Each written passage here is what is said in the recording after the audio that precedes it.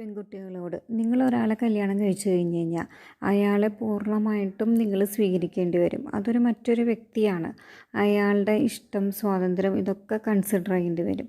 പിന്നെ നിങ്ങളുടെ ഒരു തോട്ട് എങ്ങനെയാണെന്ന് വെച്ച് കഴിഞ്ഞാൽ അയാളെ സ്നേഹം കൊണ്ട് മാറ്റാം എന്നുള്ളത് അത് വളരെ കുറച്ച് മാത്രമേ പ്രാക്ടിക്കലാവുള്ളൂ. ചെറിയ ചില മാറ്റങ്ങൾ മാത്രമേ അയാളുടെ സ്വഭാവത്തിൽ വരാൻ സാധ്യതയുള്ളൂ.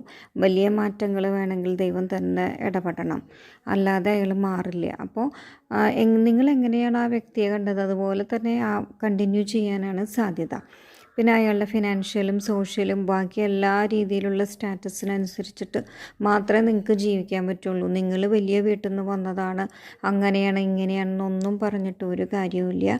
നിങ്ങളുടെ ഭർത്താവ് എന്താണോ, അയാളുടെ ഫാമിലി എന്താണോ, ആ ഒരു റെസ്പെക്റ്റാണ് നിങ്ങൾക്ക് ആ സൊസൈറ്റിയിൽ നിന്നും നിങ്ങൾക്ക് പ്രതീക്ഷിക്കാൻ പറ്റുള്ളൂ.